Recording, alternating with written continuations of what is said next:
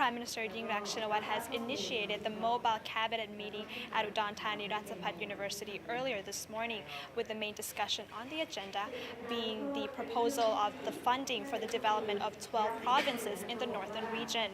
However, the main question that were raised today concerns the two financial decrees that have been proposed at the Constitution Court last week, where the verdict is expected to be given later this afternoon, along with more questions on the investigation of the Sukhumvit size 71 explosive last week.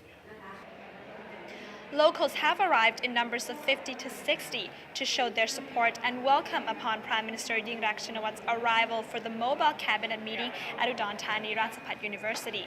Most supporters were there to thank the cabinet for their funding to local sugarcane farms and give promise to the Prime Minister that the farm will, in return, support her always.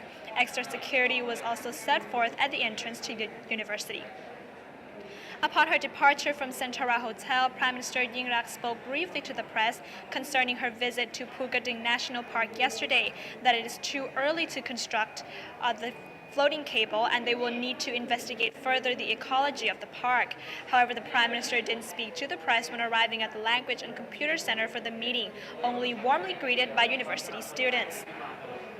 However, Deputy Prime Minister Yu Bamrung, when asked about the bombing on Sukhumvit Road last week, has given an explanation, saying that after no direct response from Deputy Prime Minister Yudasak Siprapa on the case, Shalom said Iran has, however, given a press release earlier this morning to confirm that the anti-Iran MKO group has been given a job responsible for the attacks.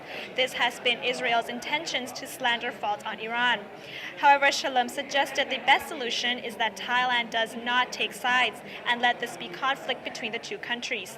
Shalom has spoken for the travel industry and foreign ministry, saying that they have nothing to worry about. There are current laws against the terrorism at this point to seizing property. The only thing we should do, though, is listen to the plans of the United Nations. Shalom has also given word on the testimony for the two financial decrees at the Constitution Court last week, as the court is expected to give verdict this afternoon. He said the Democrats have their rights to oppose the government's emergency decree proposal, but if this doesn't pass, obviously there will be negative effects, such as slower funding for the flood victims and water management schemes, as we can see that locals are already complaining about the slow transfer of the 5,000 baht recovery money. Addressing the Democrats' question earlier yesterday on who's behind the plan to amend the Constitution, Shalom said, of course, this is in the hands of the people. On the other hand, Science and Technology Minister Patpasop Surasawadi sees that the proposal of the two financial decrees should pass the testimony, because if not, the funding for flood management will definitely be delayed, meaning the court and the Democrat Party will be held responsible with the case. Also, if the proposal to transfer 1.14 trillion baht as an emergency decree doesn't pass, this will have a big negative impact on water management schemes as well as investment options. Meanwhile, last night, the Prime Minister has attended a dinner and birthday party for her brother and President of the Pheu Thai Party, Isan Senator Phayap Shinawatra, at the home of Justice Minister Prachapom Nok, which has been a success. The highlight of the night being the Prime Minister's mini duo concert with her brother, singing the song Dao Kadat by artist Panatta Rungbutt.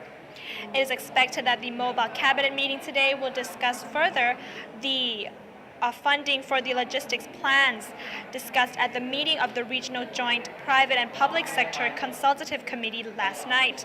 This will include a funding of 600 billion baht in development of 12 provinces in the northeastern region. This is a proposal for the high-speed train as well as a double-track train. And that is the updates for now. We will have more information after the meeting has been adjourned. Special thanks to Centara Hotel and Convention Center for the accommodations. I'm Thani for Thai ASEAN News Network.